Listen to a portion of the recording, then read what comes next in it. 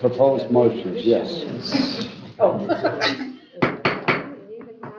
Good evening. We'll start out today's meeting with Commissioner Lautner, I think, is going to do the Pledge of Allegiance. I'd be proud to. Please join us. I pledge allegiance To the flag of the United States of America and to the republic for which it stands, one nation, under God, indivisible, with liberty and justice for all.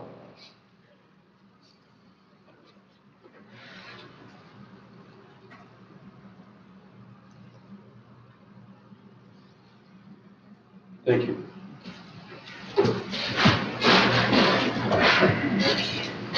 Roll call, please. A reminder to make sure that your microphone, the red light is on, please. Commissioner O'Rourke. Present. Commissioner Rexroth. Present. Chairman Wessel. Yes. Commissioner Ross. Present. Commissioner Alguier. Here. Commissioner Lautner. Present. All present. Okay, we have two sets of board minutes. Do I have a motion for one or both? I would move to approve the minutes for, do I need to spell out the meetings but for both meetings as presented? Support. Okay, all those in support of that motion say aye. Aye. Motion approved, 6-0. Now we are going to take a look at the agenda. Do we have any late additions, or do I have a motion to approve? I would move to approve the agenda as submitted. Support. All those in support of that motion say aye. Aye. We have an agenda approved. Now we have our administrator update. Okay. I'm going to leave my update till after we have heard from our guests, and I've been given the privilege of introducing them both. About a year ago, I think it was a little bit more than a year ago, I had in another role, I was at a meeting that was being put together by the Community Foundation. And at that meeting, Representative Kofia and Senator DeMoose were in there, explaining about how the last session had gone and everything they were working on. And if there's one thing that I came away with, so impressed with, I didn't hear anything about the politics. Well, those Republicans or those Democrats, they stayed very focused on how they were crossing the aisle, working with each other to get what was needed to be gotten up here in northern Michigan. And I was so impressed with that. I've had to, and I probably didn't say it to it then, but I want to say it to them now because I don't think they probably have changed their stripes that much. I've had the privilege to work with Ms. Kofia as when she was a county commissioner. She helped quite a bit to help me to get through with the commission to get our senior center rebuilt and restarted again. She was a great resource. And so I am very proud to be able to introduce you to your representative, Betsy Kofia. So they're going to go separately, so thank you, Betsy. Or unless John wants to come up here, and whatever, it's up to you guys. And the other one is John DeMoose. As you know, he is your senator.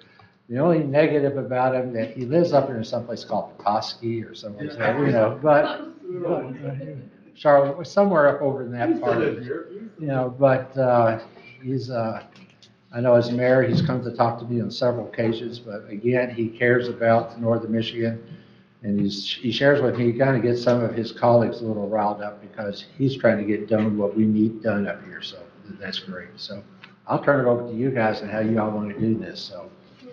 We'll let Betsy start since she was going to go ahead anyways, but we can play off of one another afterwards. Sure. So I want to give actually the senator props because he gets the prize for driving the farthest. I think he came down straight from Harbor Springs. Yeah. But thank you so much to the Leelanau County Commission for the opportunity to be back in front of you to just give a report and update. I think the last time I was here was December-ish, sometime toward the end of the year, and did a mid-year report last year. So I'm just going to dive in, if it's okay, Senator. I have just a progress report, and then, yeah, we can kind of, I want to give you space to share yours, and then we can dialogue a bit if that feels right. So, starting, of course, with a thank you to each of you. Again, I had the opportunity to serve two terms in the County Commission. It is great, Administrator Lewis, to see that senior center, that new senior center finally going up along the Bay Shore. It was many, many years in the making down in Traverse City. But thank you for your service. And I am really happy to have an opportunity in my first term as state rep for this district to work, yes, across the aisle wherever possible to deliver for our constituents. For those who may not remember the bounds of our districts, because of course all the lines changed a year or two ago, I have the privilege of representing half of Grand Traverse County, all of Leelanau County. You're my only whole county, so you're easy to remember when I explain to people. And then one corner of Benzie County, the Platte Elmira Township area, so Lake Ann. And so since I last presented, a couple of some of the more major pieces of legislation that we saw come through include an extenuation of something that I told you about last year. For the first time in the school aid fund budget, we did implement universal breakfast and lunch for all school children. And that at a time when grocery bills are, pretty high for families, including many middle-class families, it's really been a struggle. That is saving families $850 approximately per child in grocery bills per year. And that was extended. That's what I wanted to share with you. That has continued into this year's budget. And there is legislation that two former teachers, Representative Jamie Churches, who's a colleague of mine, and Senator Cole Hankey, who I know is a colleague of many senators, we co-sponsored a bill that will make that permanent, universal breakfast and lunch for school children. So that made it into this year's budget. Another piece, just as an update, I won't belabor it because I shared about it last year, but in this year's budget, we were able to get a continuation of the rural school bus transportation categorical. That was my first standalone policy bill, really bringing funding and an equity formula for all of our rural school districts that are spending 10 to 15% of their general fund budget just before the kid even gets in the classroom, because we have such massive bus routes and gas was very expensive. And downstate school districts that are more dense they weren't having to spend that kind of money into their transportation budget. So we got an equity formula in, and I was watching that one like a hawk this year. It stayed in, and another $125 million specifically for school districts for a per pupil per mile. So I'm very happy to see that remain and hope to see that really forever remain. We have a little bit more work to do to get to the total parity, but that was a big step in the right direction. Another two things I want to mention just sort of broadly, and then I'm going to drill down on some of the bills that I have personally sponsored that are really key to the district, I think. There have been some rumblings at the federal level of a possible repeal of the Affordable Care Act. And that has been something that has been successfully implemented in Michigan and expanded healthcare access to millions of Michiganders. So in the legislature, we took the power that we do have to codify the ACA in state law, so that insurance companies, regardless of what might happen at the national level in the future, insurance companies in the state of Michigan will still be required to cover you till you're 26, to not treat being female as a pre-existing condition, many of the things that the ACA, those protections and those coverage of basic healthcare services. So we codified that in Michigan law. It will remain regardless of national. And then finally, from sort of big picture legislative moves, Michigan was the only state out of all 50 states to have a law in place shielding large pharmaceutical and drug companies from being sued by constituents if they were killed, or their families could sue if they were killed or physically harmed by the pharmaceutical. And we actually voted, this was a Senator Irwin bill, we actually became the final state to remove that barrier. We eliminated drug company immunity by state law, so we repealed that, so individuals do have legal recourse in those situations. So finally, we're no longer one of 50 states to shield drug companies from liability. So looking down to some of my work since I was with you last, I have sponsored or co-sponsored 297 bills and resolutions. I've taken over 1,000 meetings with constituents and stakeholders, and we have helped to date over 6,800 constituents with casework in state government. So that's anything from businesses trying to figure out the liquor license process if there's a delay, or EGLE permitting, or housing needs. We've had some folks with really tricky issues with DHHS and Medicaid. And so that individual constituent casework, that is kind of where we're at by the numbers currently this session. And we've had 42 legislative coffee hours. Thank you for allowing me to host my coffee hours here at the Leelanau Gov Center. I've appreciated the participation over the last year and a half. We have done a couple of town halls. We did a town hall with the Attorney General, Dana Nessel, and then a teletown hall, which was kind of an interesting format with the governor herself. And then the Secretary of State, Jocelyn Benson, and I have done some work together as well in district. Bills. 7 of my sponsored bills, I'm very proud to say, passed the House of Representatives, including 3 bills signed into law, which I told you about last year. One was banning child marriage, you voted for that, as I recall. Expanding domestic violence resources and sexual violence resources to our 12 federally recognized tribes that had the support of the Grand Traverse Band. And then the final one that the governor has signed into law of my bills promotes democratic participation for young voters, and it expands pre-registration to vote. They can't vote until they're 18, but to 16 and 17 years. So all 3 of those bills have been signed into law. Bills that I'm a sponsor of that I've gotten through the House, and John, you're up, because they're in the Senate now. The first one is part of a bipartisan set of bills, and this, I want to give a lot of credit to my colleague, John Roth, who represents part of Grand Traverse County. These were reintroductions of bills, and he invited me to be one of the sponsors. But essentially, his bill, House Bill 4313, seeks to allow small business summer resorts like Neatalanta Inn, you might recall, down in Old Mission, just allowing them to modernize their operations and transition to become a nonprofit, and allowing those often family-owned small summer resorts to stay in business with a more modern model. And so again, Rep. Roth did the heavy lifting on this. I appreciate him inviting me to be on the package, and it is currently in the Senate. The second one, this was my bill. Cherry Capital Airport, I know that we share from Leelanau and Grand Traverse have the Airport Authority Board, and Leelanau has membership on that board. Cherry Capital Airport came to me and pointed out that under the chapter of the Aeronautics Code that they are organized under, stay with me here, this is super exciting. The chapter of the Aeronautics Code that they're organized under is different than all the other airports in the state, except Gerald Ford in Grand Rapids. And essentially, the Aeronautics Code and current state law, they are prohibited from expanding how much they will put into their employee health benefits. They are looking to try to improve, talent attraction and retention, and they want to be able to pay for 100% of their employees' health care, which is a great thing.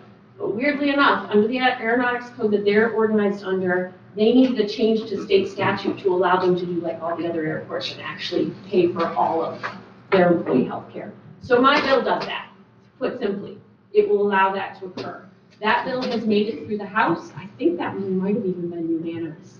But it is up in the Senate, and I'm hopeful that we'll get a hearing yet this year and hopefully get that done.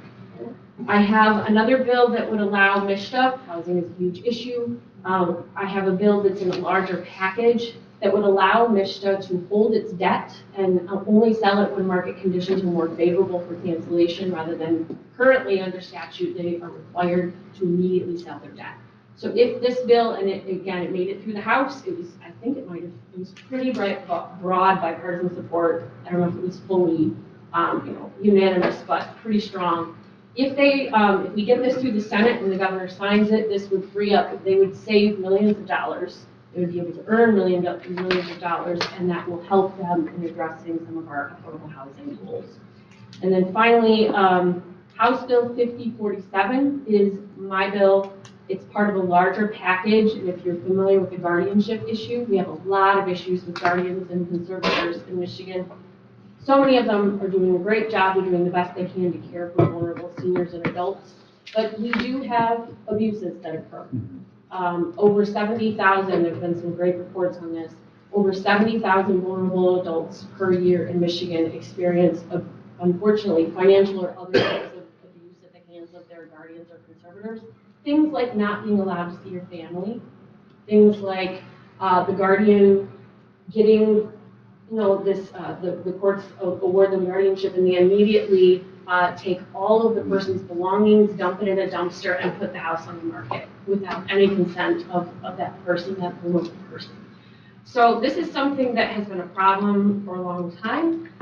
Decades, we've had recommendations to take meaningful action, and my bill would actually establish the Office of State Guardian, which would provide resources to guardians and conservators, training and support, but also have an enforcement component and actually have a clearer, right now it's a very scattershot way of dealing with these abuses across the state, but this would actually have a cohesive investigation enforcement mechanism where there is unfortunately abuse and neglect of people under guardian or conservatorship. So again, happy to say all 4 of my bills did receive strong bipartisan support when they got voted out of the House, and I'm optimistic about their chances in the Senate in the coming months. I'm almost done. Thank you. No, I'm just going fast because I have a lot to say since the last time I was here.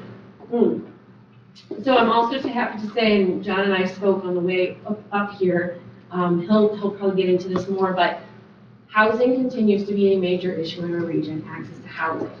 And we were both contacted by the superintendent of Glen Lake Schools several months ago, pointing a couple things out. One, the Glen Lake Schools has a cliff.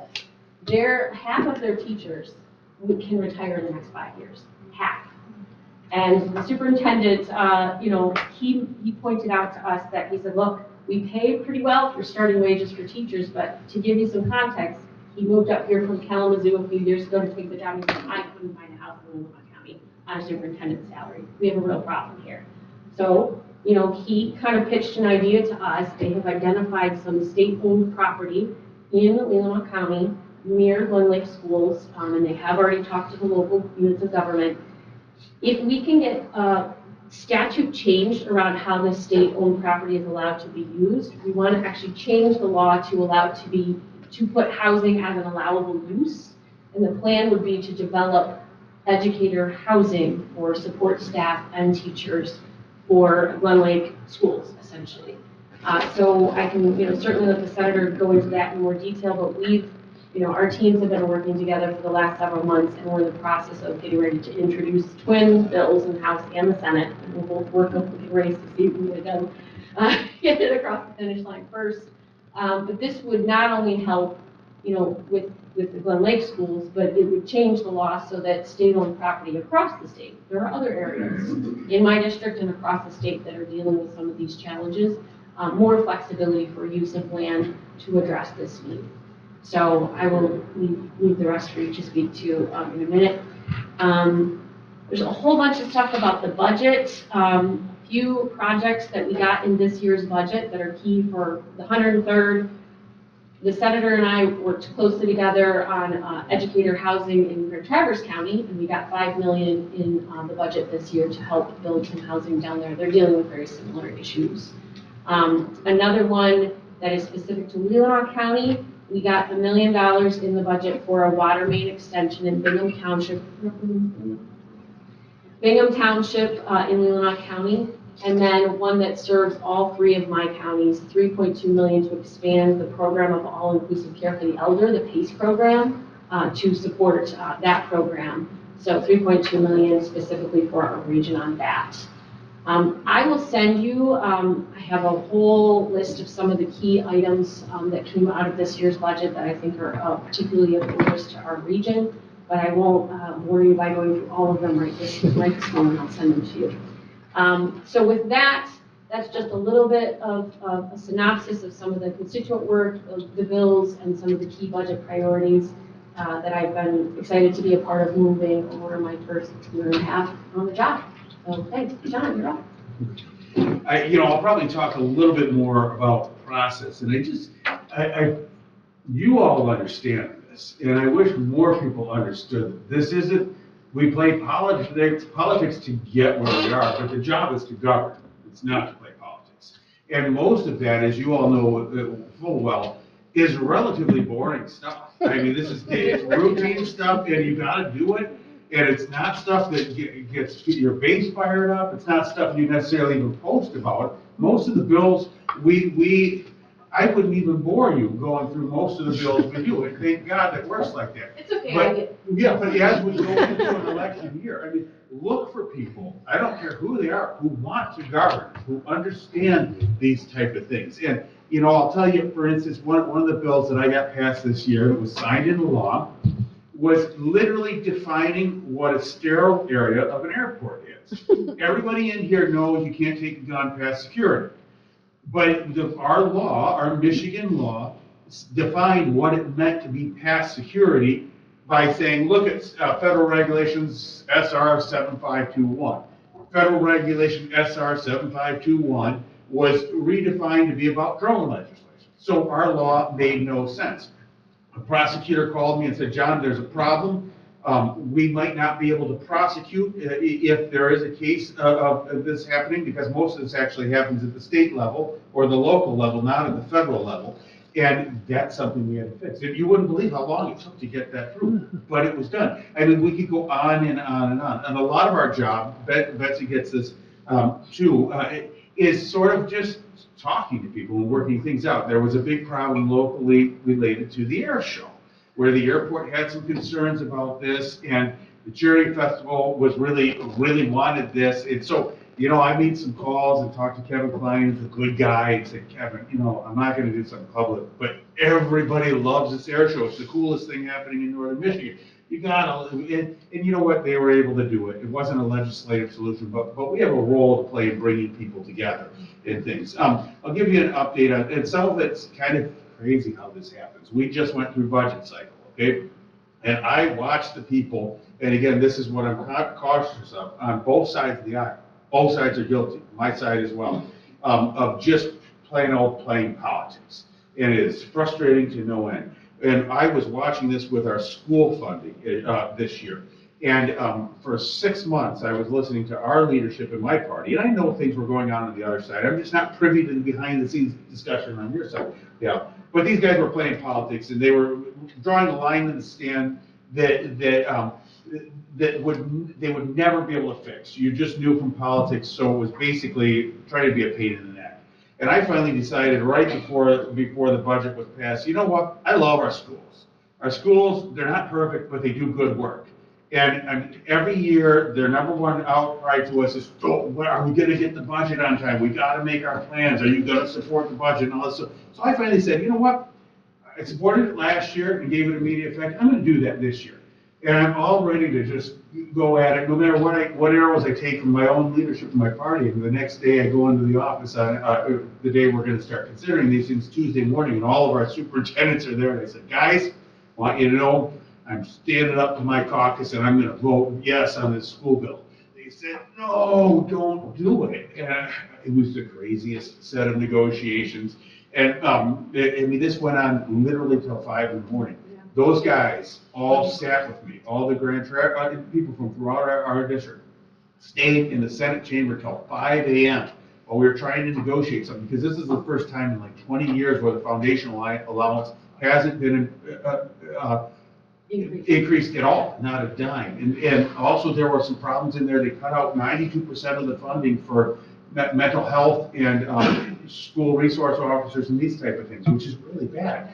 Now, recognizing Betsy is still, we were talking on the way over, she was in an impossible situation. If she wanted to, I could vote no, and I could fight this thing and try to negotiate and get something better. Betsy would be excommunicated from her party if she did, so we needed her to stay where she was. But we're working on some fixes to make this better for our schools. But it's a good 1-2 punch, and I'll tell you that it's been interesting how we've sort of fallen into this. Again, this is not a political body, but you can't not take into consideration just the makeup in Lansing right now, that you've got an interesting combination. You've got a Democratic representative who the majority party desperately wants to keep, and they're going to give her things as a result. You've got a Republican who's willing to cross over, and I'm one of the few who's willing to work with him, so they're going to listen to me. And so you've got a sound team down there right now. It's kind of fun watching this stuff play out. We were able to get some wins in the budget. Betsy mentioned the fish path. This was something that was really, I was passionate about and wanted $7 million because it's a great complement to the Freshwater Research Center that we got funded last year. Bottom line is, if there's a place in the world that should be known for freshwater, anything to do with freshwater, research, innovation, any of that, it should be right here. There isn't another place on earth that should be the center for this. And so I kind of saw this as part of building this long-term idea that if people want to study freshwater in any way, shape, or form, they should come to this area in the world. And this was another step in that right direction. Rep. Cofio mentioned the school lunch and breakfast program, and this is something that's funny, because, you have to back up sometimes and not just go with your gut instinct on ideology. You can't make all your decisions on it, because the bottom line is, this is something we did last year, and universally, people love this. And the bottom line is that what attracted me to the whole thing originally in last year's budget, and I did co-sponsor a bill to make this thing permanent, and what drew me to it is we spend so much on education. We spend on transportation, we spend to keep the heat on at school, we spend for textbooks, we spend for teachers, we spend for facilities, we spend for everything. And every dime of that is wasted on that one kid who goes to school and is hungry, or is ashamed to have to go up and get free lunch, ask for a free lunch. And I saw this myself with our little guy who's 10. When he was in kindergarten, I went and was eating lunch at his school. And I was so impressed with the teacher who came up to this little boy across the table and said, whispered in his ear, and said, "No, there's another box of lunch food back there. I want you to go back and you take that home." She's whispering to him, but I was sitting right, "And that's your food for tonight. I want you to eat that." It's so heartbreaking. I mean, to think that there's a kid, it's as heartbreaking to think that it's equally as heartbreaking to think he would go hungry as it is to think he'd be ashamed of himself, or feel like some sort of second-class student. Now here's the deal where the ideology, when you really think about it, comes in. I was arguing with my own caucus about this. I'm like, "John, just free, you want to hand out free lunches to millionaires." Well, if a couple millionaires get a free lunch, to make this kid not feel like a second-class student, that's worth it to me. But even more, look at it this way. We're not going to get a lot of tax cuts that we want as Republicans over the next few years. So this is a way to actually return hard dollars into the pockets of hardworking taxpayers in a different form, because it saves $850 a year per kid. I mean, that's, in my mind, a great solution that everybody can be happy about, even if they're happy about it for different reasons. Who cares? That's how solutions are founded. Now, a couple more boring bills we've worked on. One I know you're all concerned about is this, which affects you. And we got, Paige Sykes brought this up about the need to have a little bit more control over speed limits here. Then they got House Bill 4012 passed through the House, which we're still working on right now, figuring out how you implement this. But this allows you to go below the 85% of the speed limit zone. You know how this works, and have a little bit more local control over local speed limits when there's extenuating circumstances. The ultimate version of that is the bill I just got passed and signed into law, which was my bill for Mackinac Island. And Mackinac Island, M185 is that road that goes the 8.2-mile beautiful bike ride that goes around the island, and that's a state highway. And oddly enough, because it's a state highway, they can't change the speed limit or set a speed limit on Mackinac Island. And the default in parts of that was 55 miles an hour. And it never mattered before until there was these electric bikes, some of which can go 30 or 40 miles an hour. And so now you've got kids like on training wheels and people walking, and one guy who doesn't care is racing by at 30 miles an hour. So we got this through, and that's the ultimate thing. Ultimately, we'd have more local control for all this stuff, but that's why we need the bills 4012 and what we just passed from Mackinac Island. How many times did you have to come over with those over here? There was a lot of drama in the Senate too. I don't know why. I mean, our job, one of the biggest things I feel like our job is in Lansing is to keep our hands out of everything. And we've got 3 bills. One of them I know you and I are on a different page on was the solar siting bill, okay? That's fine. But where state is sort of taking over the decisions on that. But you've got 2 more that we're in lockstep on that are the exact same argument that are coming down the pipe. One on our aggregates, where the state wants to make sure you guys don't get a say in that if they want to put in an aggregate mine and meet certain qualifications, they can do it. The other one's short-term rentals. And the bottom line is, I feel like our job is to keep their filthy hands out of it, let you guys do your job. And the way I've always felt, the reason is if you get it wrong in Leelanau County, you can fix it, and you pay the price for it. I mean, I talked to, when we were debating this last term, and I got it sideways last time, I won't get into it, but I was talking to our city manager in Harbor Springs, and he was telling me this is the worst issue for us. We get Group A comes in, and they they are raising hell because they want to crack down on short-term rentals, and so we do what they say, and then the group B comes in and they own all these things, and they go berserk, and so we loosen back up, and the first group comes in, and I just chuckled, because they said, Victor, that's the way it's supposed to work, because they can come into you and get a reasonable chance of having somebody listen to them. If we make this state law where you can't touch it locally, nobody has a chance of changing it. And not only that, Victor, if you get it wrong and you clamp down too much, everybody's gonna go to Petoskey. Or if you guys get it wrong, everybody's gonna go somewhere else in Grand Traverse County. And then your people are gonna say, hey, or your businesses are gonna come and say, hey, what happened to all our businesses? So you can tweak these things. You have your hand on the pulse a lot more than what they do down in Lansing. And this is a theme we come up against over and over again. Let me just see if there was a few more things I wanted to mention, but those were sort of the big ones. I'm proud of some of the work we've done this year. One of them was I was driving, listening to, and it wouldn't take a brain surgeon to figure out that AOC is not my favorite person on earth. But I was driving to Lansing one day, listening to an article on from Rolling Stone about her being the victim of deep fake AI-generated pornography. And the images she had to see of herself out there. And this is horrible stuff. And nobody should go through that. There are people, it's men and women, but predominantly women who are the victims of this. And there's people who are killing themselves over the humiliation of this, somebody making a fake pornography video and putting it out there. We just banned it in the House. And I immediately said, I want a bill banning this. And I found out that Rep. Cerniglu had this in the House. So I called her, she and I are working on an op-ed in favor of it right now. But I called her and said, look, anything I can do in the Senate, I'm all in on. But I don't think it's going to have any problem passing the House, because passing the Senate, passed the House 108-2. And so we're standing up against some of these things.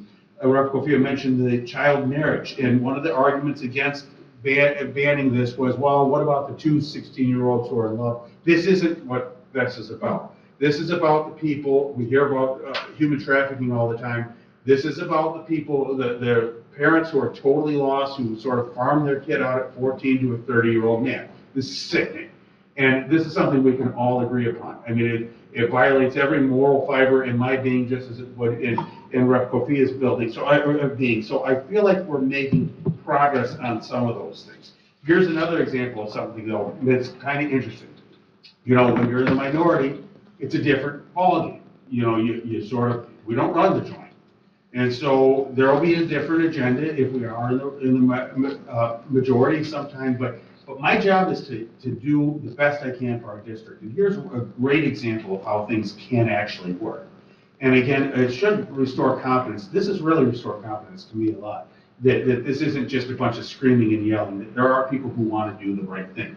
There's a senator who I just think the world of, Stephanie Chang, and she is a Democrat from Detroit. She is so conscientious in the work she does, and I just really appreciate how she does work. She came in and testified on this water affordability package. And this is her package to do similar to what we have for heat in the state. There's not such a thing. It won't affect most of us, because most of us are on wells. But this is city, and I begged her, don't touch the wells. I'll get to that in a second. But this is to create a fund to help people who can't pay their water bills. And they had somebody testify about a family of 5, and all 5 of them use the bathroom, and the 5th one flushes, because they can't afford their water bill. I don't care if you're a Republican or a Democrat. This should keep all of us awake at night, that there are people in our state sort of under our charge, and we're allowing this to go on. But the problem is her bill doesn't really work very well up here. First of all, she was going for wells, and she was there's this perception that a lot of us have up here, especially in different parts of my district, like I represent the Eastern Upper Peninsula as well. And there's this perception that all of our money goes to help problems down in Detroit and southeastern Michigan, that we just pay into this. And it's actually not always true. I mean, with road funding, a lot of times it works the other way because of Act 51, which we can't let them change. Everybody wants to change that, but we need that for our road funding. But the way Stephanie did this was just plain beautiful. She said, I tried to explain to her what, Sault Ste. Marie especially reacted harshly against this. And I tried to explain it to her. She said, would it help? I'd really like to know what they have to say. So we set up a Zoom that lasted well over an hour. All of their city managers, their head of finance there, the head of the water department. They got to express all of their concerns, and she really listened to that. And one of the things is I'm going to introduce to her, she's going to allow me to introduce the substitute, which it will make it so that the money at least stays regionally. We're not going to get all we want, but at least we know it's staying regionally. And so that if somebody, this fund is collected in northern Michigan, it stays in northern Michigan to help our people, and which I thought was fair. And she agreed not to touch wells with this, because I told her there isn't anybody up here in a well who's gonna take it kindly to it when they all of a sudden get a water bill. Are you kidding me? And so but she took it all out. And so we went back and forth and back and forth. And she even now needs my help on this, because there's even some division down within her own caucus. So I'm gonna take a companion bill, and we're gonna get this through. And it's not ideal. There's a lot in it that I don't think is great, but they moved and they took us seriously. So that's sort of how things are working down there right now. And it's how things should work. And I'm kind of proud of some of those.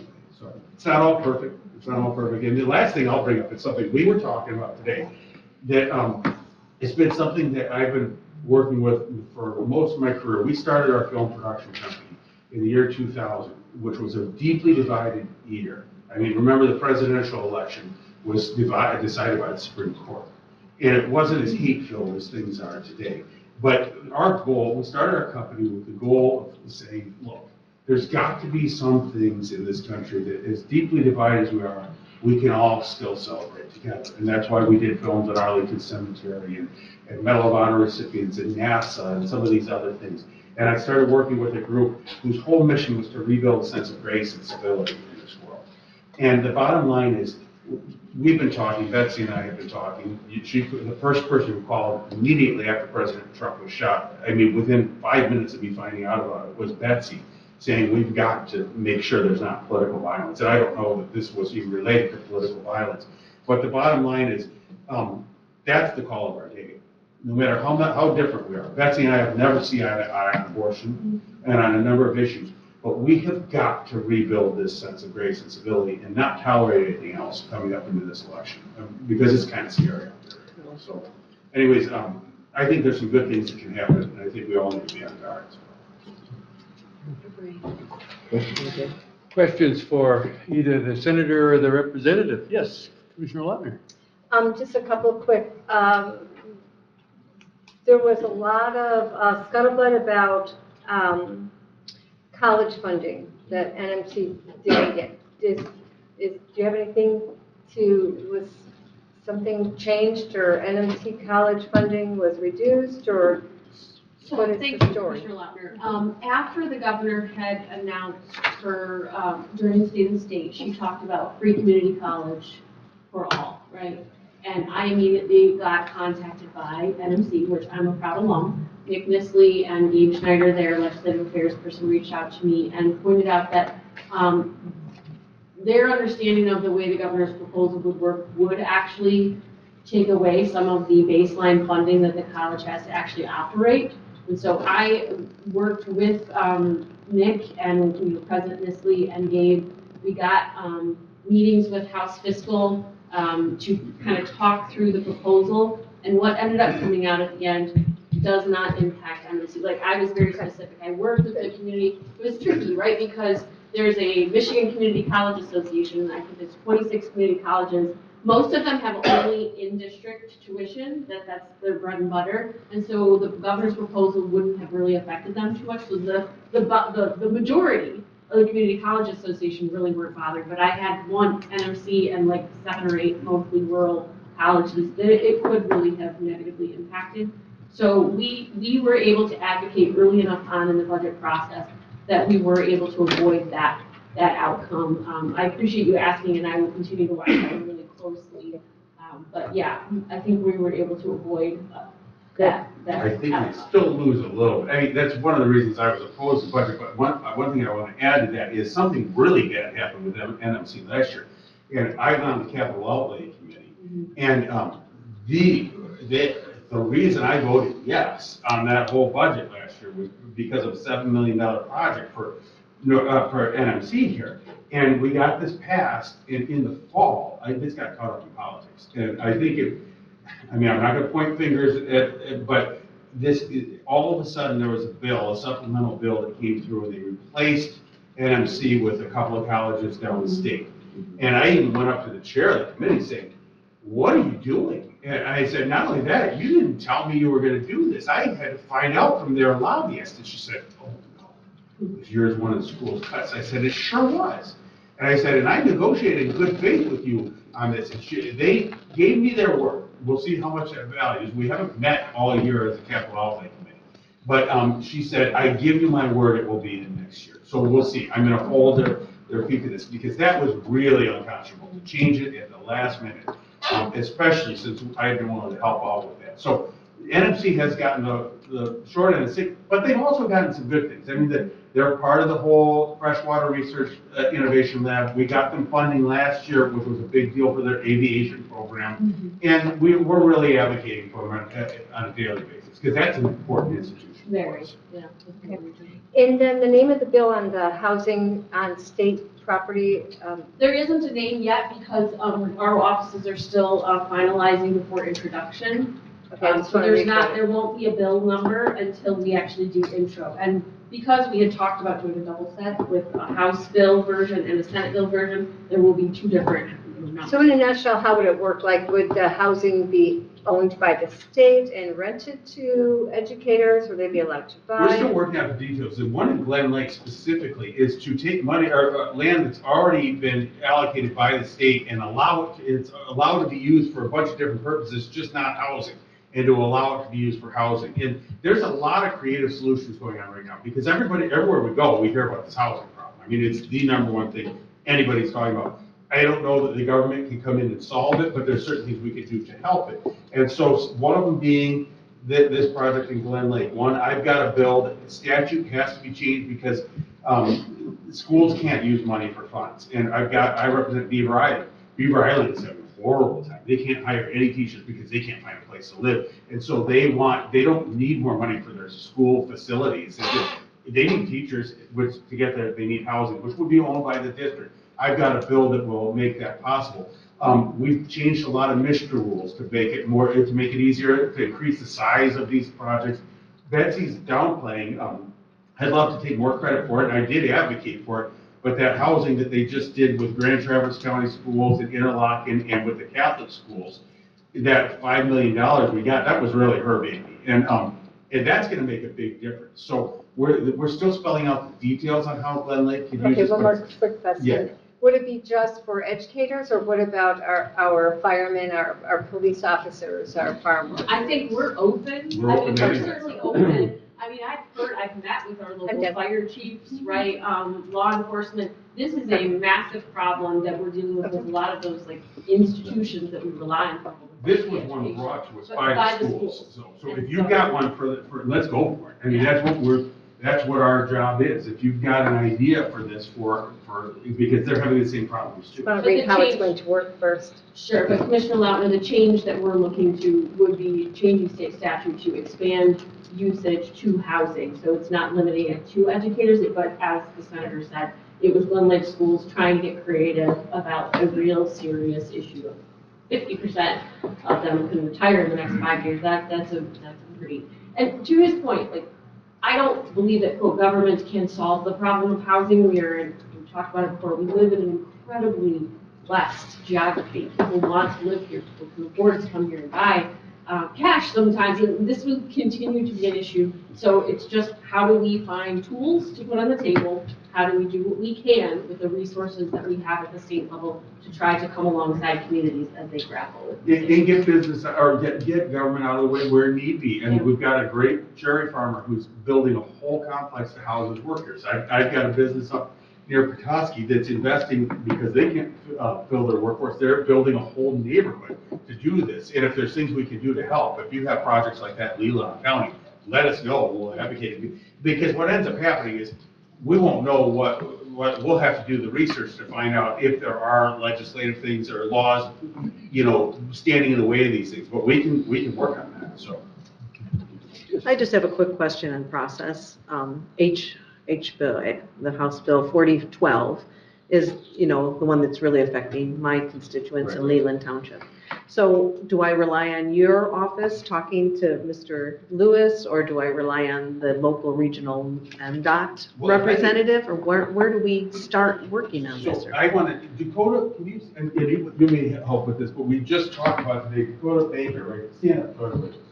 Yeah, look, he's been talking to MDOT, and a lot of this is gonna go through Michigan State Police. The short answer is, we're all trying to figure out how this works now. I mean, we got the overall thing, but he can interface with you, with them. Gotcha. He and I, and all of us My can. legislative director actually. Totally, yeah, we've been in touch with Yeah. yours. But so- yeah, reach out to both of our offices, and we do our best to liaise and get you in touch with the right. Okay, people that are because about we're it. ready to Dakota do was talking something. to Troy Hagan, who's our legislative, for MDOT, legislative liaison for MDOT, just today about this. Great. Because there's a lot of people with this question. Okay, thank you. So let me just say very quickly that at our neighborhood association meeting, we already all filled out forms saying we wanted to lower our speed limit by 5 miles an hour. So they're submitting them. Is this passed yet? It's passed, the House. yeah. That was a Bradley, I talked about that when I was here, I want to say in the fall. Well, wait, it passed the Senate too. Did it But pass it the hasn't Senate been too? signed into law. Okay. No, it has been signed into Oh, it law. has been signed into It's law. totally law. It's funny because. So our association's already submitted letters. As I say this in here, it goes through the road commission, not through the county commission, if I read this correctly. We're gonna have to find Yeah. out all of this, because everybody's giving us different things. But what you've just witnessed is a law that I have, and I don't know if you have the same thing. Once something leaves my chamber, I forget all about it. Like, I just assume it's law. Unless it's my bill, then I know, if it became law, I know. Well, that's for sure, but even then, early on, I'll tell a short story, was, just started in the House. And, there was, a lot of times bills that didn't pass last session, they'll try to get new people to run it. And this was a whole series of bills decriminalizing little things, and somebody came and said, John, do you want to take one of these? And it was making it so it wasn't a crime if you forgot to write your name on a piece of ice fishing equipment. So I'm like, okay, yeah, fine, that sounds great. So we testify it, we pass it, all this stuff. A year and a half later, I get a call from the governor's office. Hey, John, they're signing your bill in the law tomorrow. I just thought you'd like to know. I said, what bill? Your fishing bill. What fishing? And they said, your ice fishing bill. I said, are you kidding me? That a year and a half later, and it's just now getting signed. I mean, this is just how it works, so. But did you get a pen? Did you Not get for a that pen? one, no. Like, it's great. I feel, that's my first official bill signed in law, too. I can't remember. Yes, sir, I'd like to ask about 4722, which was originally the short-term rental that the state wanted to take over. I believe it did pass the House in 2021. We like to keep the short-term rentals local. Yeah.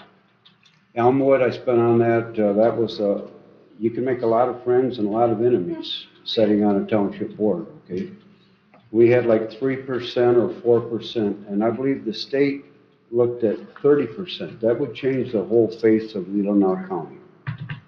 Okay, and also the more short-term rentals you got, the less houses that are vacant. Okay, so, I just, from the two districts that I represent, I would like to leave it in local control. Thank you.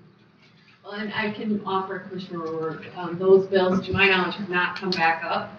Has anybody reintroduced? No, but I've heard rumors I mean, that there's it's been still rumors. alive. Well, And yeah. I have a long history with it. So, as a new legislator, I thought, okay, this thing was the top priority of the Speaker of the House last term. And so they introduced this thing that was just plain awful. I mean, it was devastating, yeah, and you know that. And then I introduced the opposite, saying that Lansing could have basically no control over it. And that just got thrown away. So we got it to version 11, and they made some concessions.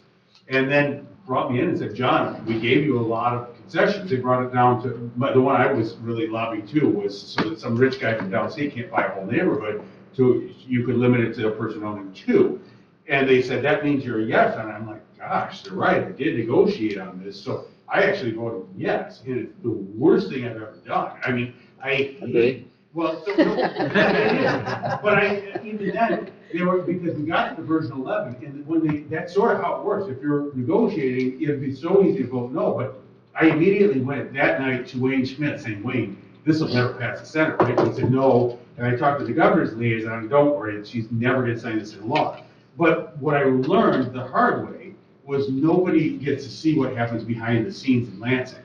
So I am never, to know all the discussions, and Jack O'Malley and I kept it off the board for 6 solid weeks. It kept going up, trying to kill this thing.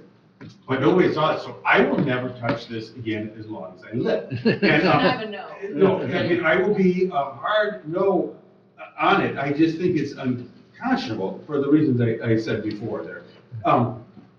We were in a housing panel together, and one thing that dawned on me, I will say this, is if you were a visitor from an outer space and came to a meeting like this and heard about the terrible problems we have with housing, and then somehow got in a car and drove around, this was in February, drove around and saw that 75% of the houses were dark and there was no one living there, you'd say, what's wrong with these people? I mean, we have to solve this housing crisis, really start to wrestle with what are our priorities here. So, but I can promise you, I will run with, if anybody ever asks me to say yes to something like that. So.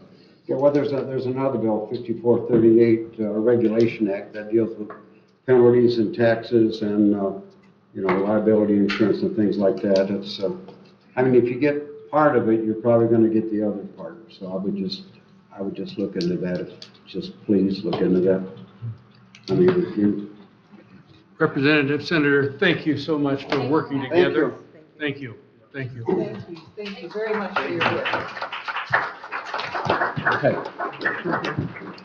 All right, I'll give you my quick update to both of you. Thank you very much. First of all, vehicle sales and things such as that, it is estimated that by the end of the week, all the vehicles will be gone. The file cabinets drove off tonight, so they're out of here. So, All right. so they're gone. I believe Lauren used to be a used car salesperson at one time in her life somewhere. That's all I could tell you. So thank you, Lauren, for your work on that. In your email, you've got a copy from You Gail. mentioned the boat. Huh? The boat's going too. Boat's going too? Oh, boat's, it'll be gone by Friday too. Excellent. So, Thank you. and more than what we started. So there you go. Planning Commission, you got a copy of the Planning Commission 2023 annual report. I just want to let folks know that it's out there. It's also on the website. So if you want to see the report. We have posted 2 positions, one for the Assistant Finance Director and the other one for the Human Resources Director.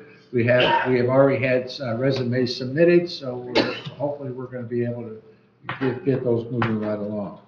And just so the public knows, whether they know it or not, Kathy was appointed as the Finance Director by myself last week. So her official start date was Monday.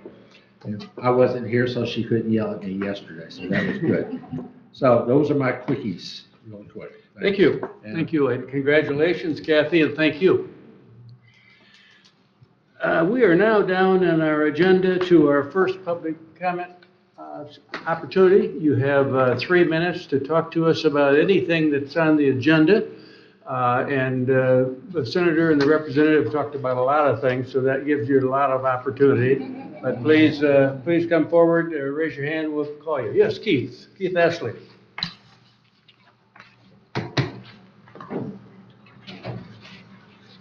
Keith Ashley, Leelanau Township. I just want to thank you for inviting the senator and the representative here. That was extremely enlightening. It's a first for me to hear civil words between opposing parties. And it was comforting to know that that takes place at the state level and that things actually do get done in a bipartisan fashion as it should. And so I only have one suggestion, and that would be to invite them back, perhaps biannually, but certainly annually, and allow them to give us an update. So, Thank you, Mr. Ashley. Thank you. Yes, please, ma'am.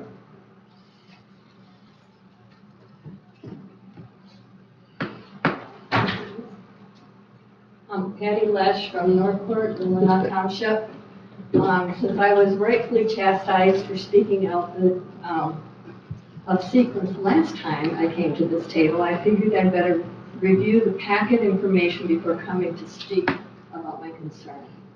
I reviewed the handouts regarding the telecommunications tower in Leelanau Township, and I see that is an action item. And I wanted to be better informed on the topic. So I made a phone call to a trusted representative of our township. And this person gave me some concerns and some history on what has been happening here. The decision to move forward was done without applying for a special use permit, which thwarted any public comments before the county spent $400,000. The second one was the county claims were acting on a resolution passed by the township, but the township resolution was mainly focused on improving broadband post-pandemic. And then 3, the site is supposedly the best coverage site, but no study was done to determine if that's the most economical site. And number 4 is to date they don't have a written commitment from a provider. The concern is that we spend taxpayer money for another empty tower as we have on the county campus. This is just another example of how local government officials who are supposed to be working for us continues to act impulsively without doing their research and doing what appears to be nefarious practices to move ahead on projects, keeping the public from engaging in the conversation and spending people's money without their permission or knowledge. If we don't stand up, like me, nothing will change. I read the packets today, and it changed my mind. I'm ready, I came here under the protocols, and I learned something.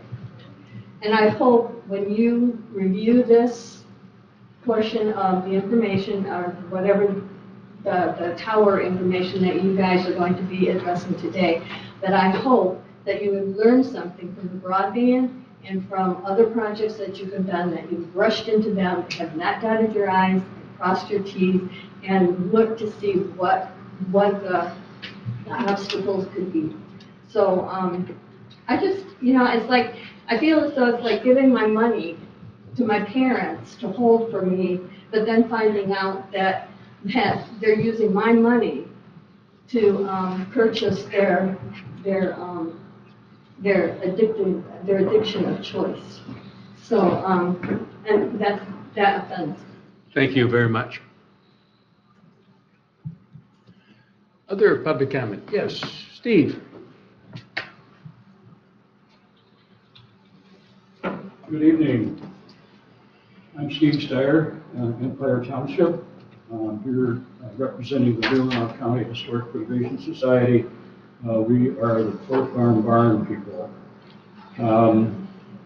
And because I want to invite everybody, including the audience, to a showing of our documentary that we released earlier this year at the Bay Theater on August 4th. So watch your news resources and attend that local showing of our documentary. That was actually paid for by a grant from Rotary Charities and a matching grant from Michigan Humanities. Because we're restricted from having people inside the barn, we've turned our attention to doing some programming outside on the site. And during this past summer, we have planned and implemented 3 outdoor educational activities at the Fort Farm site. First, an archaeology day for students that we did in May. We invited students from the county. We started out with high school students, but we ended up with people as young as 10 years old that had a great time that day. We had 2 professional archaeologists there to train and help mentor the kids. They had a great time digging in the dirt. The purpose was that we wanted to find out where 2 of the original residences were on that site, and we did find where those residences were. The second is a basic composting demonstration. It has 3 bins and a large constructed graphic sign. This is a partnership project with Leelanau County Solid Waste, the Park Commission, row by row, and us. row by row is the volunteer gardeners at the site. You've all driven past and seen the nice garden out there. Waste and dry leaves are the basic ingredients that make up the compost, and it needs weekly turning and attention there, and the people at Row by Row have done that. The third is an outdoor educational exhibit that is a planting of the Three Sisters in the Row by Row garden. This illustrates the Native American practice of growing corn, beans, and squash together in close proximity to each other, where the corn stalk supports the climbing of the beans and the large leaves of the squash shade the earth and conserve water. We're having a professional designed and printed signage that will explain the Three Sisters. Steve, your time is up, and you didn't ask us to approve your grant, which is why I allowed you to speak in your beginning public comment. But stay around and finish your story at the end. Your time's up, I have to. Okay, thank you. Thank you. Yes, sir.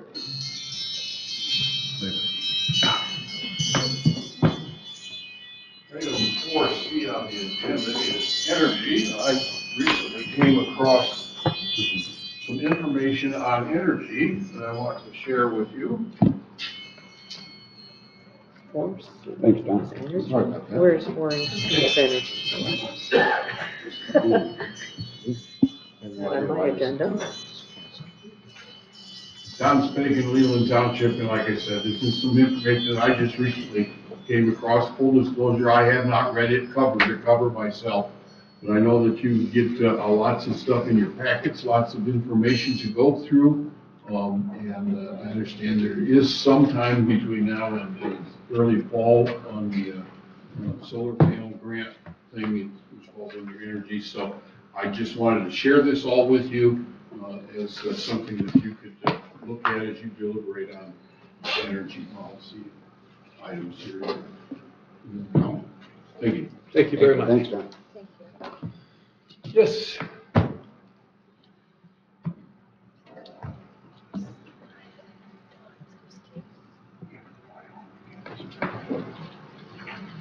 I was at that same presentation Don was at. I got another brochure to share. Okay, thank you. Is there a test, Don?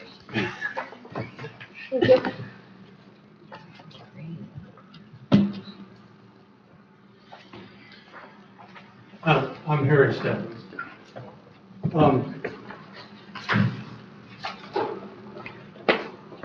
In the interest of fairness, I know this board is famous for listening to both sides of an issue, so I've heard a whole lot about why we should put solar panels. I hadn't heard a whole lot about why we shouldn't. And then this group, this Mackinac Center, they had a lot of really good reasons why we shouldn't do it. So all I want to do is just, if you would just turn to page 5, at the right-hand side, right-hand column, the bottom of the first paragraph.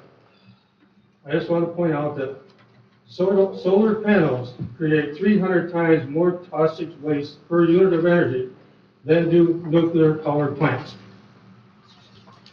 Now, I didn't know that, and I don't know if you know it, but anyway, I wanted to share that with you. Please look this booklet over and consider it. Thanks, guys. Thank you, Mr. Stephens. Thanks, Ed. Anybody else? Yes. Another Northport resident. Come on, Ms. Whitman. As I told Ty, he is always graciously welcome to these hearings. My name is Alexis Whitman, and I live in Northport.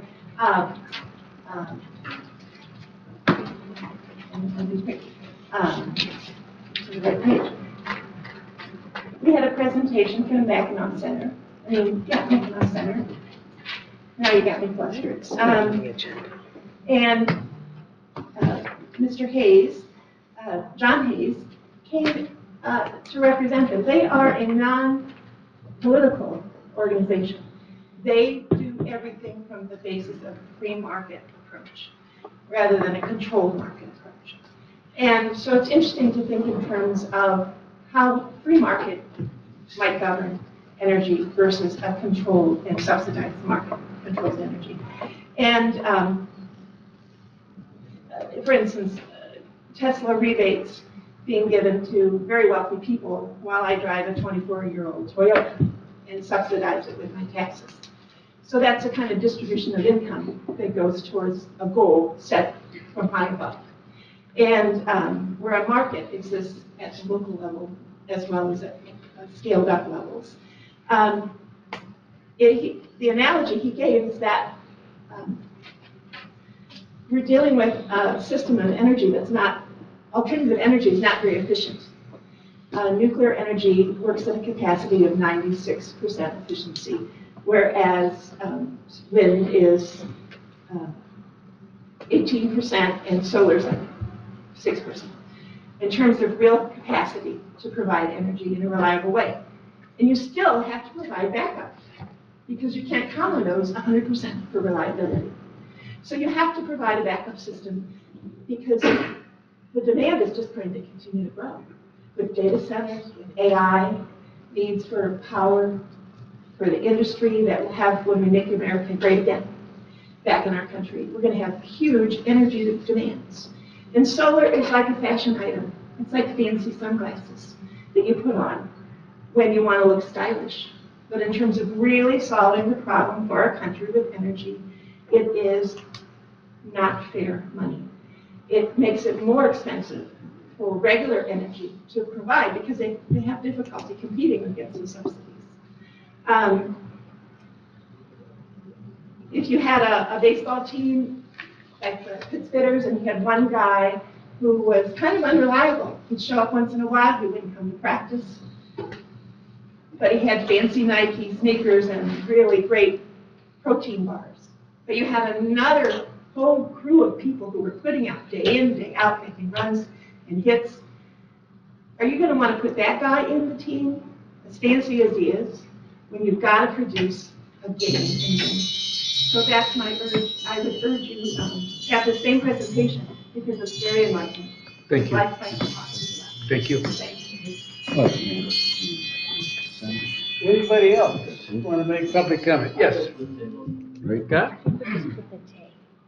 I thought we were supposed to say. Hi there, my name is Scott Perry from District 2, Elmwood Township. I guess I'd like to continue the baseball analogy, but on the other side of the consideration, where I think as governors, you should hit the pitch that you're thrown. In this case, we have budget allocated from the federal government that would retain taxpayer dollars here locally at the clip of an estimated $40,000 per year. And I think your job is to do the best you can with the cards you're dealt, and you should actually vote yes on this one. Thank you. Any other public comment? Okay. Before we turn to our action agenda items, I'd like to take a 5-minute break so we can shake the hands of our senator who has to leave, I believe, and our representative. Can I just go in the timeout room anyway? Right, good idea. Make sure your microphones are on. Are you ready, Jen? Ready. Okay, thank you. We are now down to the consent agenda items.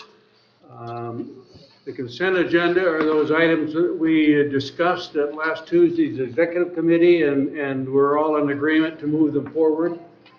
They can be removed if any commissioner wants to have them removed and talked about separately. Looking for a motion. I would move to approve the consent agenda as presented. Support. All those in support of that motion say aye. Aye. Motion approved 6-0. We are now down to the action item number 1. Mr. Lewis? Okay. Item number 1, I brought this up last week as it relates to the tower. As you know, that and I'll re-explain it again, is that up in Leelanau Township, they started the public hearing a little over a month ago. They adjourned it. There was a planner that had been hired by some of the folks who aren't necessarily in favor of the tower to do an evaluation of our special land use permit application. And after that, we haven't heard anything more, but after that, I started trying to reach out to hire a planner to review our application, to review the comments that were made, or the document was made, because I wanted, for us as a county, we owe it to make sure we have provided the best information we can for that special land use permit, at least to do that. As I thought about this over the weekend, if I could redo something, I would have done this before we submitted the application, because we put everything together the best we knew how to do, but it would have helped if we had put a professional planner in there that, this is what they went to school for, to make sure we crossed our T's and dotted our I's. You can see the basic scope of work that we're requesting. We're looking for an honest review. If there's something we need to correct or we need to look at, then we want to do that. As I shared with a couple on Friday, there may be items that that their individual, maybe right, we need to correct. So the reason why it's here is because there's a question mark whether this is something that I could have done under the spending authority, and I think it's something we'll correct later on in the year. But anything under $10,000 was the intent, that I would just be able to go and do that as long as I let you know about it. But instead of worrying about it, we just asked you to give this approval tonight so that I could put, because people are already kind of going to work based upon good faith in my relationship with them in the past. So hopefully we'll have it done by the end of the week, by the end of the month, that we can submit that to the township. Or we'll also know what we need to do. And you'll get a copy of the full report. So, okay, I explained it as quickly as I could. Commissioner Rush? I move to recommend that the County Board of Commissioners approves the proposal for professional planning services from Progressive AE for review of the Leland Township Tower Special Land Use Permit application as outlined in the proposal dated July 8, 2024, and authorizes the county administrator to execute the proposal with funds not to exceed $5,300 to come from the special project fund. That's going to come from now. That's out. You moved to recommend, or you just tower moved? fund. This is tonight, right? Oh, I moved. Okay. You moved, you didn't move to recommend. No, I'm moving, sorry. Move, yeah. And is there a second? Second. Now you want to, Okay, it's going to be coming out of the communications tower fund. So that was we thought it needed to go this way, but see, it's a good thing I wasn't here yesterday. They corrected it. are you willing to change your motion? Please, I move and it's communication funds. Thank you. Commissioner Lander? So then it sounds like I can thank the clerk's office for this motion instead of the way it was worded when I first read this, which was the professional services at an hourly rate not to exceed $5,000. So Well, just how it read, and an estimated $300 for expenses. well, So, their fee could come in under 5,000, but we put a cap. And that's and what and this I see that it says not to exceed, so I hope it does come in less. I think Yeah, it's I do too, absolutely so. must, must, but,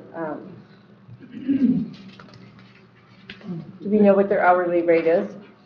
Since it's not 5,000. I think it's in their It's in proposal there, that was in your packet. I think it's right around $300 an hour.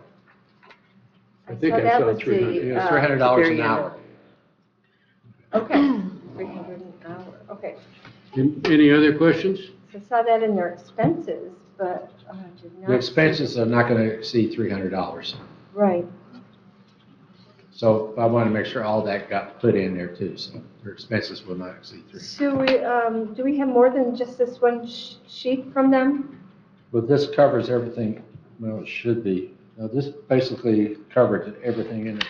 There is other stuff like there's other things like, their work is, their scope of work and their fees are right here. There's more to be signed, and I guess the signature page didn't get put in there, so I apologize. I can get that to you, so. Okay. Did you get your question answered? Well, not really, and I'm sorry, I just don't know how I missed that, because I don't see where it says the $300. It's down at the very bottom of that page, ma'am. It said, and an estimated reimbursable expenses of $300. to be invoiced according to the advance schedule. That's not an hourly rate, That's that's not an hourly $300. rate. Huh? No, that's not That's the not an hourly hourly rate, that rate. is the reimbursable expenses of $300, Right. which makes it No, that's not part of $5,003. the hourly, no. I put the entire amount in there. We're not gonna spend more than $5,300, period. I understand that, and hopefully up to. I just did not know what their hourly rate was. Okay, it's $300 an hour. Okay. Yes, ma'am. So the motion really should read, reimbursable expense of $300 per hour to be invoiced? No, She they're not has- going to spend more than $300, 500. They're not going to spend more than $5,000 of their professional Yeah, time. I'm to do- comfortable with the clerk's motion. Yeah, But- this is the motion, almost what I wanted in there too, so it's fine. Right. Yeah, so, Yes, and or that, Richard's and I want to motion, make sure, whichever. It's following good. the example we did before, I want to make sure the expenses get included in there, so when the invoice comes in, there's an expense, well, we didn't approve that, well, we have approved the expenses to go along with it. Gotcha. Okay, Thank you. and keep our fingers crossed. Sorry for the confusion. Any other questions? All those in support of the motion say aye. Aye. Opposed? Motion approved, 6-0. Okay. Phew, we got through that one. Okay. We now are down to the MERS delegate. Okay, you have two delegates that need to go. One is recommended that Armanda Krantz, did I say that correctly, Krantz, be employee delegate, and Michelle Crocker serve as the officer delegate. She has to be served because there's two of us that said, no, we don't want to go, period. One of them was me. So I don't need to go, and the other one was Kathy. She says, I don't need to go either. So we'll let Michelle go, but if someone else comes along and really wants to, we'll let them take it too. So, but right now, these are the two delegates that are authorized to attend, so that we have recommended to you. And the other one, on Amanda, they were selected by their peers. Commissioner Rexroth. I move that the Leelanau County Board of Commissioners recommend that Armanda Krantz serve as the employee delegate and Michelle Crocker, county clerk, serve as the officer delegate at the 78th Annual MERS Conference on October 10th, 11th, 2024 at the Amway Grand Plaza in Grand Rapids, Michigan. I am reading that verbatim. I move that we recommend. And you can, yes. I didn't recommend that we move, so I can make sure that we have this. Cheat sheet. Where do you want to go? I don't want to go. I just read what was written down here. I think that's, You know, that's kind of interesting because I have the county clerk help me with those tonight. yes. And I'm gonna have to let her know that it's not recommended. Well, yeah, it was I moved directly, but, Yours does? Move on, let's move. Let's move. yeah, I know. Cheat sheet? Was this motion seconded? It was. Yes, there were. So moved and seconded. Any discussion? All those in support of the motion say aye. Aye. Motion approved, 6-0. We now down to our 2% grant approval acceptance process. And I cut Mr. Shire off before he could tell us in his public comment that the reason he was making public comment, he was urging us to support the 2% grant for the Port Barn project. Good. As shared with you last week, out of the 4 applications that were submitted, 3 of them have been approved by the band for funding. So we need to accept those grants or when the check is here so we can make the deposit. One was for $50,000 to Housing North for the rental preservation program. Another one was $15,000 to Inland Seas Education Association for the retrofit of the Tall Ship Alliance. And then the last one was $3,680 to Leelanau County Historical Preservation Society for the educational exhibits at the Port Farm. Commissioner O'Gara.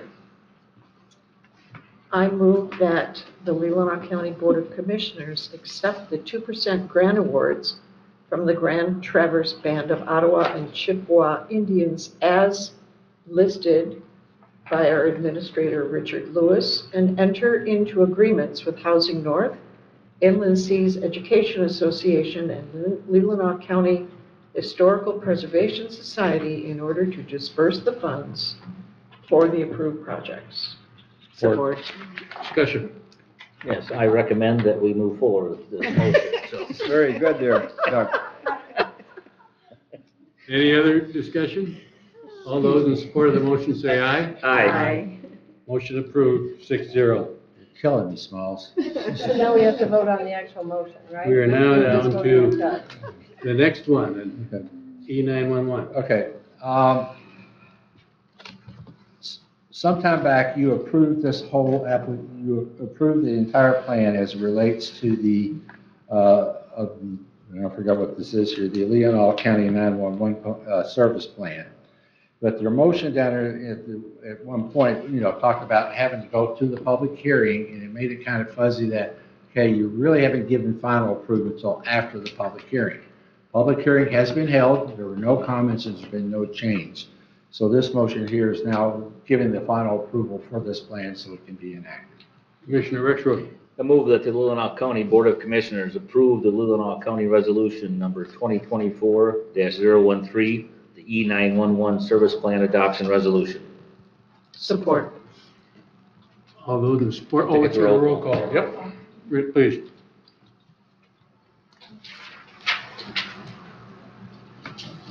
Commissioner Rexroth, Yes. Commissioner Ross, Yes. Chairman Wessel, Yes. Commissioner Algier, Yes. Commissioner Lautner, Yes, Commissioner O'Rourke, Yes. 6-0. Thank you. We now down to action item number 5. Commissioner Kramer served on the Beta Board, the Senior Services Advisory Group, and the Substance Abuse Prevention Coalition. And I put on a memo that's in front of you, the rules from our board rules, subject to the approval of the Board of Commissioners and based on received requests from commissioners, I appoint Commissioner Algier to the Beta Board, Commissioner Ross to the Senior Services Advisory, and Commissioner Lautner, if she's willing, to the Substance Abuse Prevention. and I meant to ask, when do they meet? Do they have a schedule? Substance Abuse Advisory meets every other month. And I have forgotten the date. It's a Tuesday. And you, Commissioner O'Rourke, you serve on it as well, right? Yes, sir. Oh, that changes. Oh, that one. It's a local, it's a Leelanau County one. Okay, wait a minute, we're talking about different ones. Yeah, I would question that too. So I'm, Yes, I yes. stand, I Well, will be corrected. Well, yes. Could I have, yes, Commissioner Rexroth? I move that the Leelanau County Board of Commissioners appoint the following committee assignments as presented. Bay Area Transportation Authority, Commissioner Algier, Senior Services Advisory, Commissioner Ross, Substance Abuse Prevention Coalition, Commissioner Lautner. Support. Any discussion? All those in support of that motion say aye. Aye. Motion approved, 6-0. We now have an MMP. Okay. You approved moving forward with the MMP. We did a resolution and we submitted all the documents, but the state didn't like the way we did the resolution. So we need to redo the resolution, and of course, we also got to do some, Grand Traverse County's got to get a couple more things, so we're not the only one that we've got to cross a few more T's and I's. So the resolution we have offered here as well as what's on there is what would make the state of Michigan happy. Commissioner Lautner? Yes, I move that the Leelanau County Board of Commissioners approve the interlocal agreement between County of Grand Traverse, County of Benzie, and County of Leelanau, the notice of intent submission to the Michigan Department of Environment, Great Lakes and Energy, or known as EGLE, and accept the county's approved agency, CAA, responsibilities. Support. Any discussion?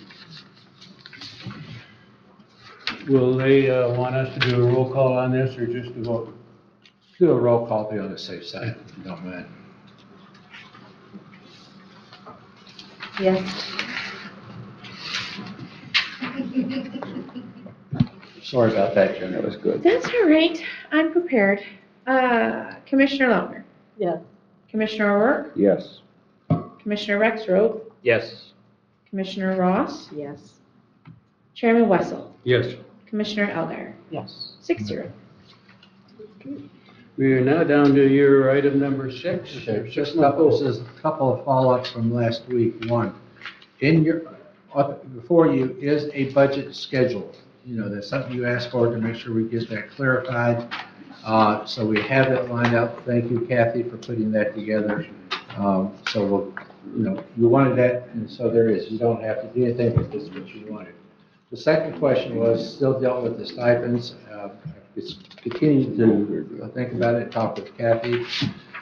Based upon that, we may be getting some applications, and given that if we can hire an assistant soon enough, to give that individual time to get on board, so we have that dual control part covered.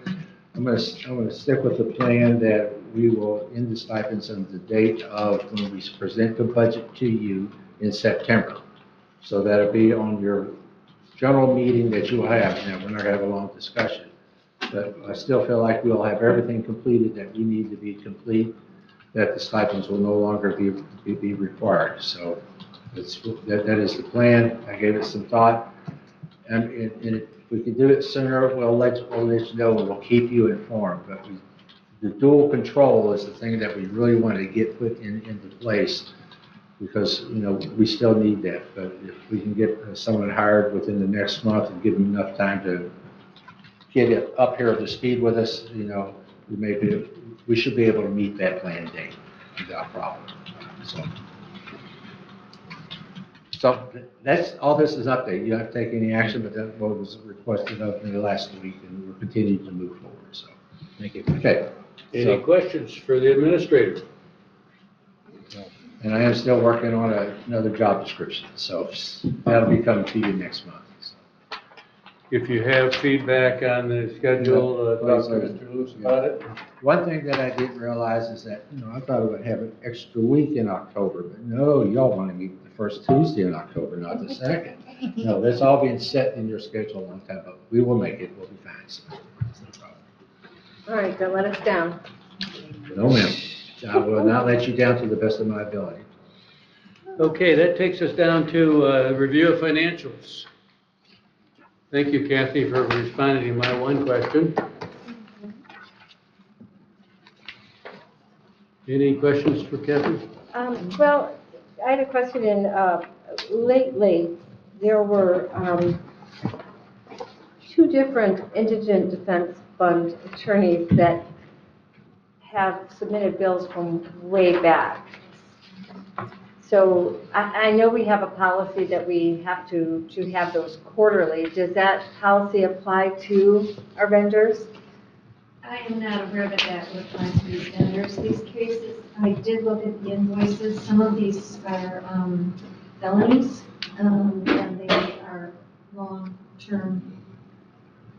Ongoing from starting in 2023. Yeah. Paul Jarbo has requested that they submit more timely, quarterly. Okay, good. And because this was a lot to dump on us this week. Well, exactly. That was my concern. Number one, there's a lot. Number two is some of these are back in 23. We've already closed our books. Well, the grant is October 1st. For it's a court date. Through September 24. Okay, The so it's grant that within. funds this indigent defense runs on a different fiscal year than we do. So the policy we did quarterly was to help us with our budgeting process, so we didn't get hit with, what we called at the time basically was Christmas bonuses that would happen. When we got dumped on in December, we would think our budgets were okay, and then boom. I would think that this would be helpful also to the courts to have them quarterly. So if Judge Jarbo, Mr. Jarbo gets them in quarterly, then that would help a lot. And then they submit for reimbursement to the state. Yep. Okay, good. Thank you for that. That was it for me. Any other questions for Kathy? No. Thank you, Kathy. Any special reports by staff, commissioners, or agencies? Commissioner Aguirre? I attended the NMCA Northern Michigan Commissioners Association on Monday in Roscommon. And we had roundtable discussions, one on jails. Jails are an expensive issue for many, many, many counties, and all are struggling. with how to fill them and fund them. How to fill I them. don't think filling them is Yeah, I really think that big of a problem. Just And yes, everyone needs juvenile beds, so there's this. Okay. Yeah, I'm sorry, I just lost me, I'm sorry, I filled with it. Do we advertise for that to fill the jails, or how do we do it? I mean, Well, I said, that's good news, but it's expensive. Well, we heard tonight about housing issues and the food cost issues, and it's a lot cheaper over there, so. But it's expensive, and everyone's trying to figure out. I agree with you. Yeah, yeah. So that's a very Well, common. I think we are one of the most affordable jail rental prices, are we not? The problem is everybody wants to rent out their beds. Everybody's trying to get people to send It's like, that's exactly what I said would happen if we built this big jail. Yeah. Didn't I? Steve knows I said that. Proved me right. Love it. We also talked about,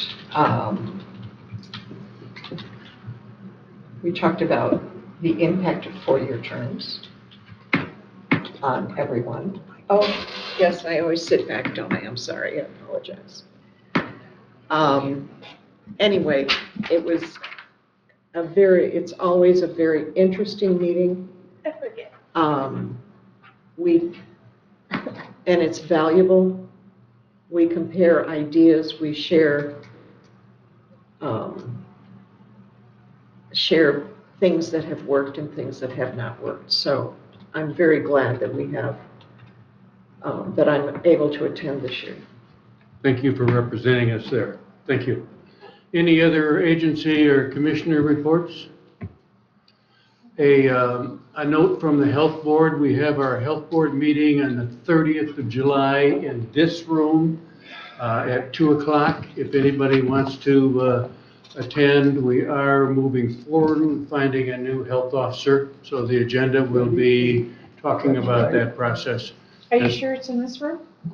It may be downstairs. Yes, okay. It's I just was, in this early building, voting yes. was shouting In at this me. building, yes. Okay, in the building. Okay. Yes. Anything else, commissioners? Nope. Okay, we are now down to our second public comment, and we'd be happy to hear from anybody that would like to speak. Yes, Steve?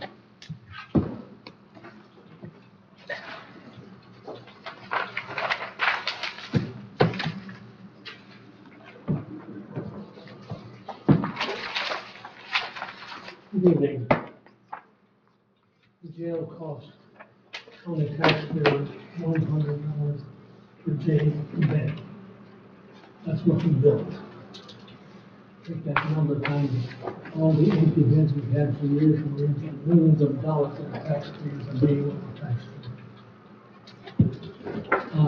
We had a presentation of some kind here today about housing and education. How do we move forward? Let's open up state land for everybody to do what they want. Why screw around? Where's the thinking on our politicians' part to do this right? And then solar energy. I don't recall that the people of this county, the electors, petitioned for solar energy. I guess if the proponents can convince the commissioners that it'll be forced upon them, they'll be forced to pay for it in grant ways, then I guess it's okay. We have to take that. For another matter, we hope that the maintenance issue is resolved by a complete report, and I believe it's necessary. The report will be identified as a need, necessity, justification, and benefit report. Until that's done, we should not proceed with playing around, doing things in advance before we get things figured out. The senior services report, I looked at it and I can't find any financial data in that senior services report that was given last Tuesday. I'm looking for revenue and spending, it's absent. But I guess it's okay for the commissioner to just nod your heads to the new additional tax, question how to spend those on. Finally, number 7 on the agenda, we talked about this, asking for an apology by this commission. We are meeting on 18th, commission meeting on 18th. We were looking forward to some type of resolution tonight that would specify an apology to the clerk for taxpayers. We're sorry that we have not chosen to do it. We believe that it is necessary. Here's what I heard last week. Let's get to what I think is the elephant in the room. It's nobody's fault. It's just where we are today. First of all, let's say it outright. It's not what took place 2 years ago, it's how. The process of bringing it in here sucked. I said that. I'm just saying, it was just not done in the proper manner. It burdens us. It stays, and it stayed with us for a long time. Get rid of it. Own it. It happened. Now that to me indicates an apology is required. Now I recall only one person in the public office that has been to 2000 meetings and apologized for something. It was Commissioner Jean Murkowski. About 2 years ago, apologized for something she voted for. But I know that we have such omniscience and omnipotence, we're probably unable to do that. But I strongly request that this apology take place. Because I think most people will recognize what we recognize, that we disagree with, and most members represent the fault. There has to have been some kind of fault in this for 2 years and wasting almost $1 million per day. Again, should this commission choose not to apologize and to appeal, then they are unfit to serve in public office, particularly when it's election this November. Thank you. Thank you, Mr. McCuskey. Any other public comment? Mr. Ashley?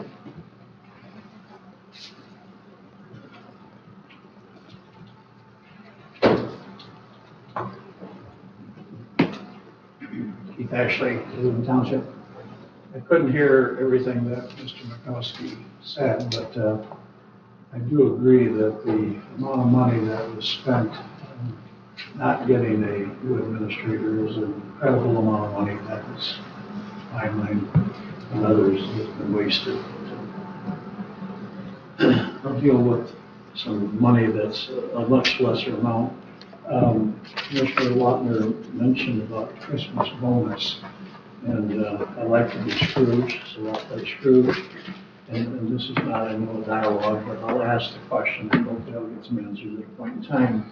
Is there a total amount of money that's set aside for Christmas bonuses? And I presume that that's for the employees, not for you all. Is it performance-based and based on exceeding objectives that have been set for each department? Are there dollar limits on each person's receiving the same? And does everybody get this? I'd like to get answers. Thank you. I'm sure you will during commissioner comment. I will. Any other public comment? Yes, Jackie?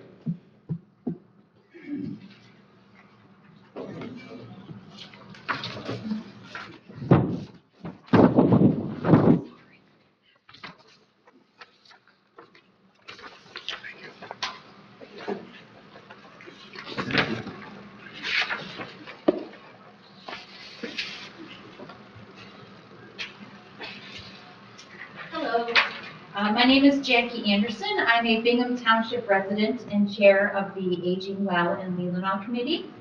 I'm here tonight to ask each commissioner to speak publicly in support of the Leelanau County Senior Services millage renewal.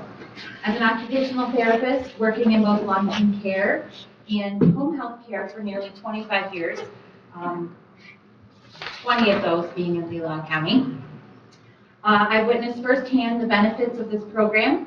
The current cost for in-home care assistance in Leelanau County exceeds $35 an hour. For seniors who cannot afford this, the programs and assistance provided by Leelanau County Senior Services is vital to their independence. Programs like financial assistance, food assistance, program connections, social gatherings, health and wellness education are all necessary for our most vulnerable seniors. I'm asking for support from all the commissioners to help ensure that this program can continue. Please include statements of support for millage renewal during conversations that you have with voters in the coming 3 weeks. I know that this millage has been previously approved with generous majority support of the voters. However, we should never take for granted that that will always remain that way. We must continue to educate the people who live in this community about the benefits of the program and the importance of this millage renewal.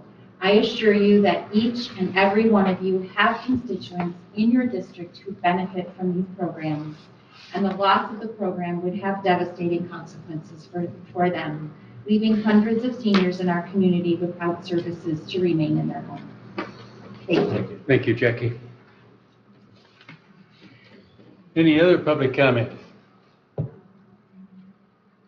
want to thank you for coming this evening, and thank you for those of you that spoke to us. Commissioner Lautner, Commissioner comment? Yes, please. And I did, was reminded of something. I think we were told we had need assessments by Lena of 200 and some for from January till June or whatever, but I think that was not the correct number. Someone told me that. Do you know what the number was? Who's on senior? Jamie. Okay. Well, I am too. Yeah, so the need assessment was not 200 and some. Do you know what it was? I really frankly don't know what you're referring to. What issue you're. It was a number that Lena spoke about just for the assessment of the need. So, right. I have to go back and watch it. Yes, so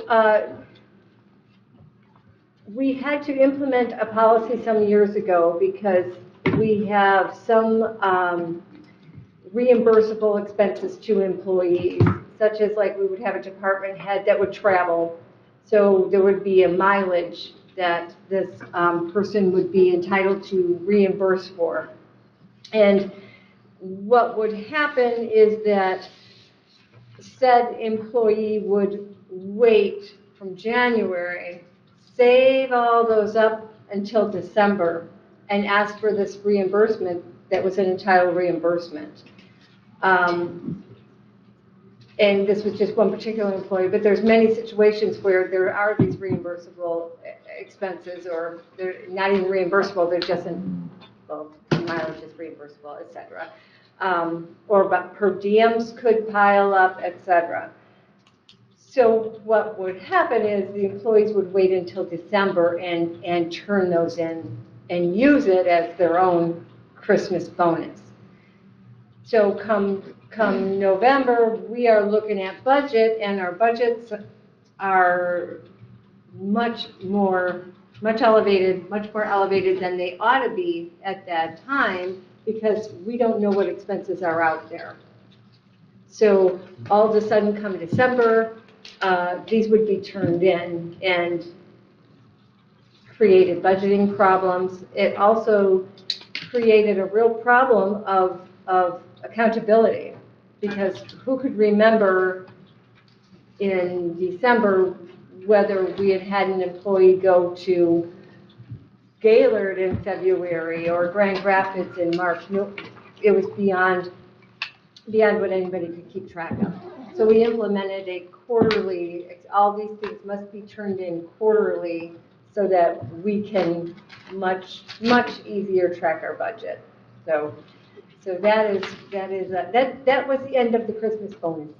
But that we have no bonuses, period. County government, to my understanding, is not allowed to do that. We don't do that here. So, oh shoot, I shouldn't have told Richard. I'm sorry. Well, I was hoping. They would have been merit-based anyway. Any other commissioner comments? Yes, Commissioner Algar. Yeah, I was trying to remember if you noticed I was kind of trailing off on my last comment. Like, what was the second thing we talked about? We talked about housing also. And as our senator and representative mentioned, that is a universal issue. So I am really heartened that they are taking it as seriously as they verbalized, because we all need help with housing. Just so you know, we spent a little time with Jerry Coleman today, a couple of us just investigating the idea of applying for a tribal grant in the fall to put some level 2 chargers here. And just totally preliminary, but talking about it, if we could get a tribal grant to do that. There's a wonderful spot on the far side of the parking lot that would not interfere with anything, so that's a possibility. Then in the future, we could have a plug-in hybrid for senior services, for instance, or an EV and save gas money, which would be wonderful, but it would also, you can also charge for this, and it can become an income stream and a lifesaver for visitors to our county who are desperate for a charge, because we do not have chargers up here. I would also, regarding our citizens in District 1, I expressed last week that I was concerned that they would remain unrepresented for 6 months. My brother lives in District 1. I'm there a lot. If anyone in District 1 needs assistance or needs to make a phone call or whatever, I would love to hear from them. We don't want them completely unrepresented until the election. Thank you. Thank you. Any other commissioner comments? Commissioner O'Rourke. Yes, sir, the HR position, just a question. Now, Mr. Lewis, I have the utmost confidence in Mr. Lewis. Is that just a one-on-one, the application comes in and you hire that person, or long before you came, we had a thing called a personnel committee, which, and a finance committee. And then we were said, okay, at a direction of the board. So basically, I'd just like to know what our policy is, and also to disband the personnel committee and the finance committee. Anyone any application I have working with the HR, I'm gonna have a group of employees interviewing and try to make sure we get the best one. And I may even bring in a couple of HR folks that I know that are in the public sector to assist me on that, so we can make sure we ask the right questions. Now, I won't make that decision. I'm the final person. I understand. But I'll have a number of people providing the input, so you know that. So thank you. That's been my style from way back when. So I recognize that. So we will put the personnel and the finance committee issue on the August agenda and make a final decision on that. Thank you. Any other commissioner comments? Okay. Finance and what? Personnel. Okay. Yeah, good. Kathy? Good. We now have approval of financials. Anything you want to kick us off with?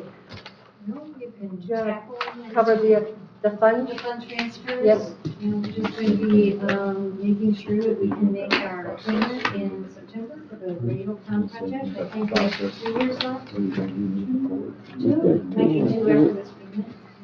So, and now that revenues are coming in, collection has started July 1st, sorry, wrong month. July 1st, so the county revenue stream will start. Statutorily, I think the first disbursement to the county was going to be this week. So the treasurer will start receiving our revenue in, which is good, because we kind of, our reserves go down as June approaches, and then we start back up again. I think then I move to approve fiscal year 2024 fund transfer number 24-003. Support. All those in support of that motion say aye. Aye. Motion approved, 6-0. I move to approve claims and accounts $366,813.38. All those in support of that motion say aye. Aye. Motion Aye. approved, 6-0. I would move to approve post audit $1,826,408.69. Support. All those in support of that motion say aye. Aye. Motion to adjourn? Motion to adjourn.